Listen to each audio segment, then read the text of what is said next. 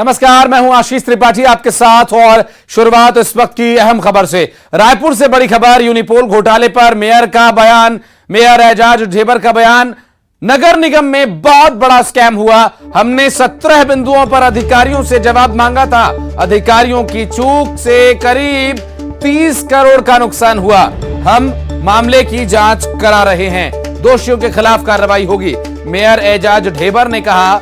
दरअसल ढेबर का यह कहना है कि यह अधिकारियों की चूक की वजह से हुआ और इससे पहले हमने 17 बिंदुओं पर अधिकारियों से जवाब भी मांगा था, लेकिन यह चूक अधिकारियों की तरफ से हुई है और अब इस पूरे मामले की जांच करवा रहे हैं और दोषियों के खिलाफ कड़ी कार्रवाई की बात एजाज ढेबर कह रहे हैं। और ढेबर का यह बयान, अधिकारियों की चूक की वो बात कह रहे हैं। 30 करोड़ के नुकसान के पीछे उन्होंने अधिकारियों को कारण बताया है। बहरहाल इस पूरे मामले को लेकर आगे की क्या स्थिति रहेगी, जांच में क्या कुछ तथ्य सामने आ सकते हैं। फिलहाल जो वर्तमान ताजा बयान है मेयर एजाज ढेबर का, वो अधिकारियों पर निशाना साधता हुआ, अधिकारियों पर आरोप लगाता हुआ कि मुझे लगता है कि इसमें एजेंसी से ज्यादा हमारे अधिकारी, हमारे कर्मचारी ज्यादा इसमें मुझे लिप्त दिखाई देते हैं कि जब अपना सोना खोटा हो तो हम सोनार को क्या दोष देंगे। क्योंकि मुझे ऐसा लगा है, इसलिए हमने इसमें जांच दल बनाया, जांच दल बैठाया। अब उनका आंसर सब हम लोग पढ़ेंगे। उसके बाद 1-2 दिन के अंदर जब वहां से भी कुछ खबर आ जाएगी, उनकी जो खबर होगी, मगर हम लोग रायपुर नगर निगम की ओर से कठोर कार्रवाई की जाएगी। मेयर एजाज ढेबर को आपने सुना और अब अपने सोने को वो खोटा बता रहे हैं। हालांकि कहावत यूं भी है कि अपनी दही को कोई खट्टा नहीं बताता, लेकिन यहाँ खुद ही एजाज ढेबर अपने सोने को खोटा बता रहे हैं। बहरहाल एक्शन की बात वो कह रहे हैं, आगे सोनार को क्या कहना जब अपना ही सोना खोटा हो।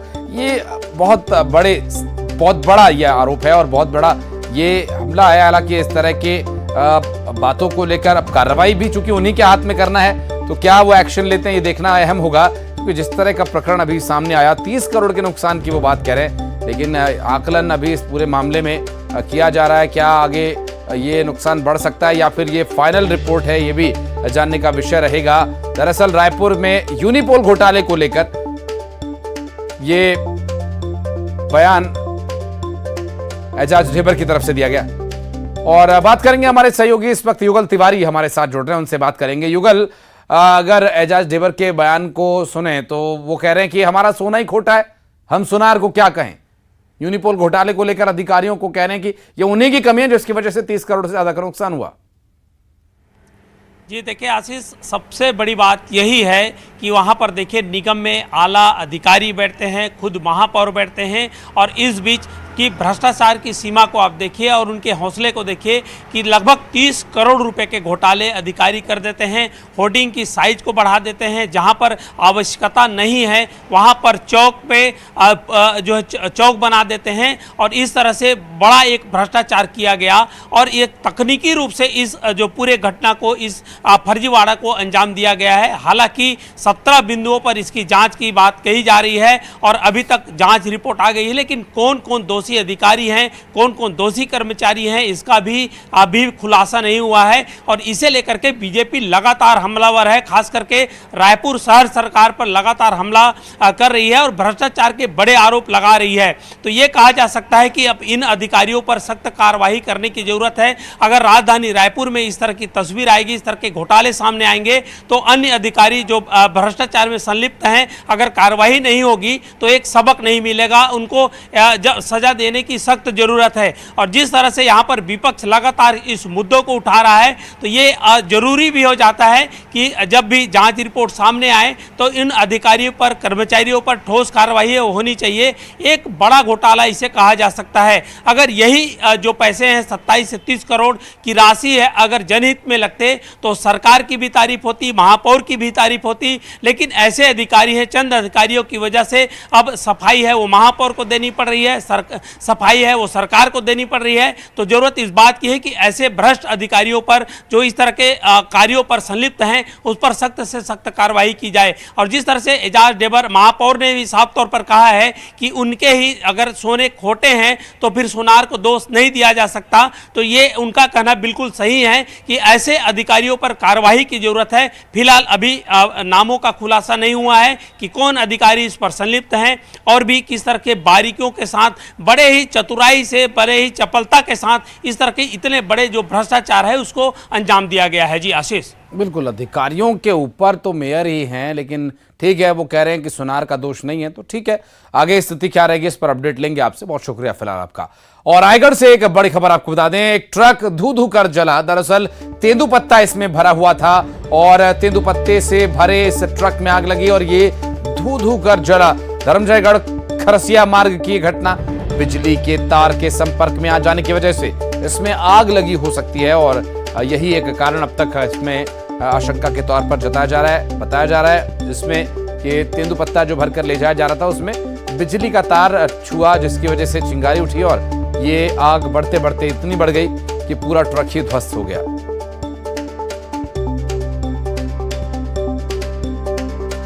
धर्मजयगढ़ खरसिया मार्ग की ये पूरी दुर्घटना, जहां बिजली के तार के संपर्क में आ जाने की वजह से ट्रक में आग लगने की आशंका जताई जा रही है।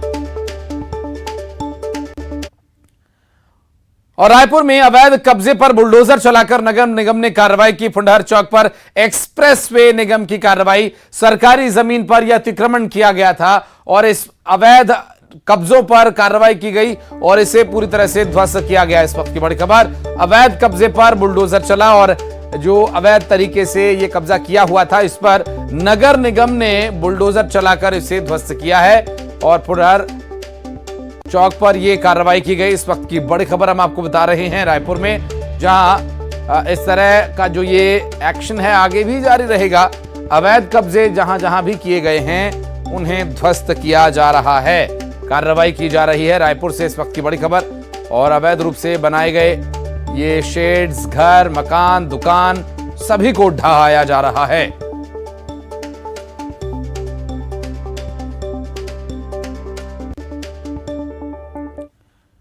और बढ़ते आगे, कवर्धा से बड़ी खबर आपको बता दें, अतिक्रमण पर प्रशासन का बुलडोजर चला और 3 घरों को प्रशासन ने तोड़ डाला। राजस्व और पुलिस विभाग की संयुक्त कार्रवाई में ये एक्शन लिया गया। नोटिस के बाद भी इसे नहीं हटाया गया था। ग्राम पंचायत पोड़ी के गौठान परिसर में ये कब्जा किया गया था, जिसे अब ध्वस्त कर दिया गया है, कार्रवाई की गई है। दरअसल ये जो पूरा मामला है कवर्धा से सामने आया, जहां अतिक्रमण का खात्मा किया गया, ध्वस्त कर दिया गया। 3 घरों को प्रशासन ने तोड़ दिया। ये अवैध रूप से बनाए गए घर, जिन्हें प्रशासन ने बुलडोजर चलाकर तोड़ दिया है, ध्वस्त कर दिया है, नेस्तनाबूद कर दिया है। ग्राम पंचायत पोड़ी के गौठान परिसर में ये अवैध निर्माण किया गया था, जिसे प्रशासन ने पीला पंजा चलाकर ध्वस्त कर दिया है।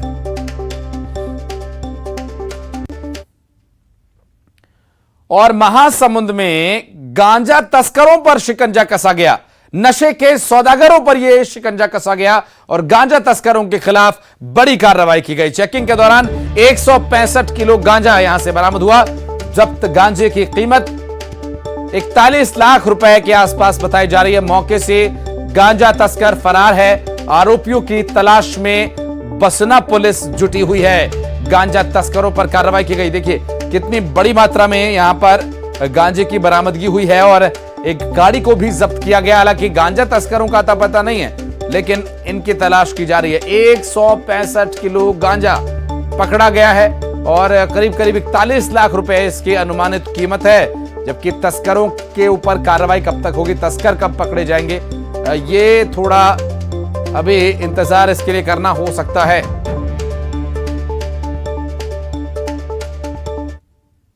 आज 165 किलो गांजा पकड़ने की कार्रवाई की गई। प्रकरण कुछ इस प्रकार है, इसमें थाना क्षेत्र के पास पुलिस टीम पेट्रोलिंग कर रही थी, जहां पर दूसरी ओर से एक वाहन आ रहा था जो कि पुलिस के वाहन को देखकर भागने लगा। इस पर तत्काल हमारी पुलिस टीम के द्वारा जो है उस वाहन का पीछा किया गया, जो कि वाहन जो है आगे कुछ दूरी पर जाकर वाहन के चालक ने वहीं गाड़ी को छोड़कर वहाँ से भाग गया। जिस गाड़ी को चेकिंग की गई, जिसमें लगभग 165 किलोग्राम गांजा बरामद हुआ है।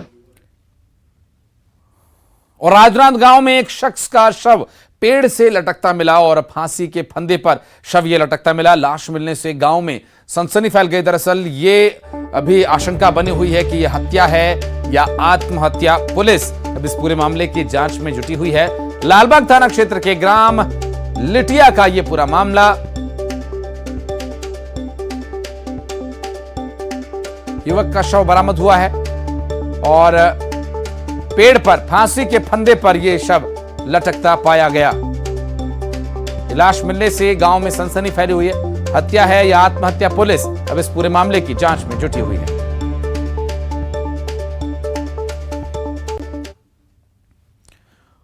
और रायपुर से बड़ी खबर, छत्तीसगढ़ ओलंपिक संघ के महासचिव का इस्तीफा मंजूर कर लिया गया है। गुरचरण सिंह होरा का इस्तीफा मंजूर कर लिया है मुख्यमंत्री भूपेश बघेल ने। दरअसल भिलाई के विधायक देवेंद्र यादव महासचिव बनाए गए हैं। कुछ दिन पहले यह विवाद गहरा गया था और अब ऐसे में जो इस्तीफा दिया गया था अब उसे स्वीकार कर लिया गया। छत्तीसगढ़ ओलंपिक संघ गुरचरण सिंह होरा जिनका इस्तीफा पेंडिंग था, अब मुख्यमंत्री भूपेश बघेल ने होरा का इस्तीफा मंजूर कर लिया है। भिलाई के विधायक देवेंद्र यादव अब महासचिव बनाए गए हैं इस पर। और कुछ दिनों पहले यह विवाद गहराया था। छत्तीसगढ़ ओलंपिक संघ के महासचिव का इस्तीफा अब स्वीकार कर लिया गया है। कार्रवाई करते हुए दरअसल छत्तीसगढ़ ओलंपिक संघ के महासचिव ने इस्तीफा दिया हुआ था। और रायपुर से बड़ी खबर, 25 मई को झीरम श्रद्धांजलि दिवस मनाया जाएगा। झीरम घाटी के शहीदों को श्रद्धांजलि दी जाएगी। सभी शासकीय अर्धशासकीय कार्यालयों में श्रद्धांजलि सभा का आयोजन होगा और सभी दफ्तरों में 2 मिनट का मौन रखा जाएगा। झीरम घाटी में जान गंवाने वाले उन लोगों के लिए दरअसल सामान्य प्रशासन विभाग ने सभी विभागों को पत्र जारी किया है। झीरम घाटी में हुई उस नक्सली वारदात के बाद ये श्रद्धांजलि सभा होगी। झीरम घाटी के अवसर पर झीरम घाटी का जो दिन आएगा आगे, जिस दिन उस वारदात को अंजाम दिया गया था। हिमाचल प्रदेश और कर्नाटक चुनाव जीतने के बाद कांग्रेस का जोश हाई है। पार्टी का यह दावा है कि प्रियंका गांधी की लोकप्रियता बढ़ी है और इसी को देखते हुए छत्तीसगढ़ चुनाव की कमान भी प्रियंका ही संभालेंगी। कह तो यहां तक रहे हैं कि छत्तीसगढ़ तो क्या, मध्य प्रदेश, राजस्थान की कमान भी उन्हें ही सौंपने की तैयारी है। अब इसके बाद राजनीतिक हलके में सियासी घमासान मचा हुआ है। न्यूज 18 की एक्सक्लूसिव रिपोर्ट देखिए।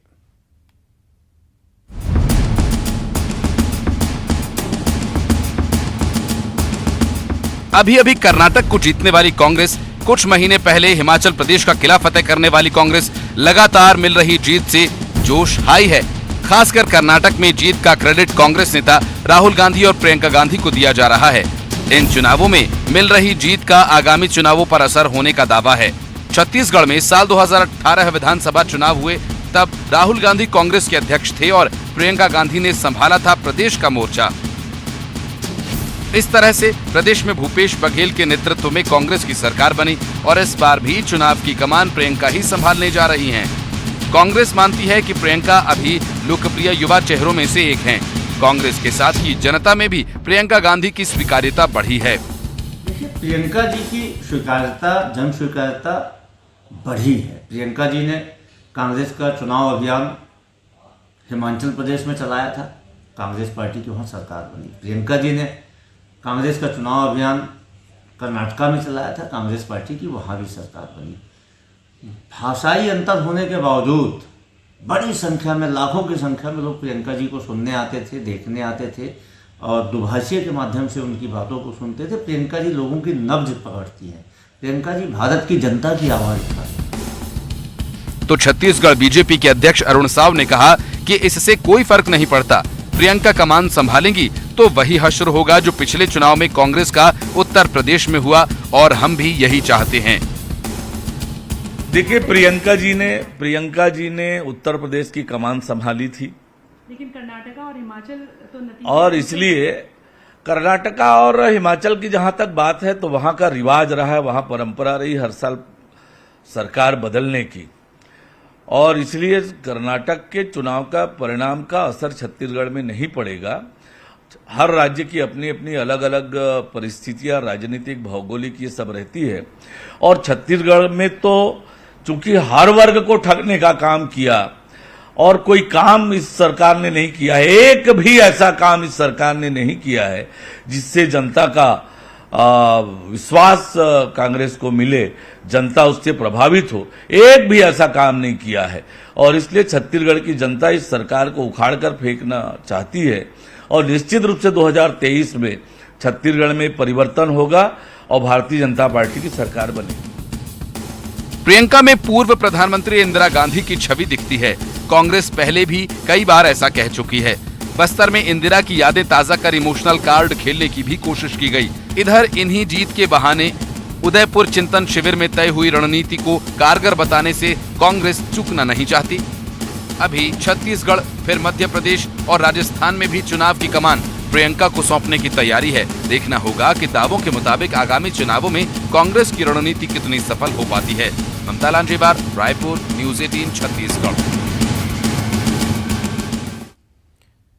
और छत्तीसगढ़ में पीएससी की परीक्षा परिणाम आने के बाद से एबीवीपी परीक्षा परिणाम को लेकर सरकार को घेरने में लगी हुई है।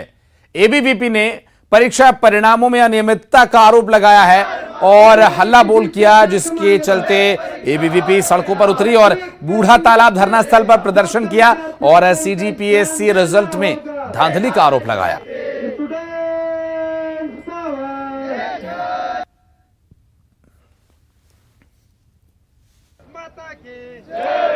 देखिए, विद्यार्थी परिषद ये मांग करती है कि लगातार जो अनियमितताएं हो रही सीजीपीएससी के, या जो पता चलता है कि अधिकारियों के बच्चे ही लगातार इस प्रवेश परीक्षा में उत्तीर्ण हो रहे हैं या वो डिप्टी कलेक्टर या डीएसपी बन रहे हैं, तो इस पर उचित जांच होनी चाहिए और उचित जांच की सजा होनी भी चाहिए। तो उस समय अगर अनियमितता हुई है तो क्या अभी भी अनियमितता वो होनी चाहिए क्या? और विद्यार्थी परिषद, चाहे वो बीजेपी का शासन रहे या कांग्रेस का शासन रहे, जब जब विद्यार्थियों के साथ में कुछ गलत कदम हुए हैं तब तक प्रखरता के साथ में अपनी आवाज़ को उन्होंने बुलंद किया है। साक्ष्य तो सीधा सीधा दिख रहा है कि जब इतने सारे उद्योगपति, और सीधा सीधा बोला जाए कि टॉमन सिंह जी जो हैं उनकी फैमिली कितने सारे लोग हैं, और क्या साक्ष्य चाहिए छत्तीसगढ़ सरकार को?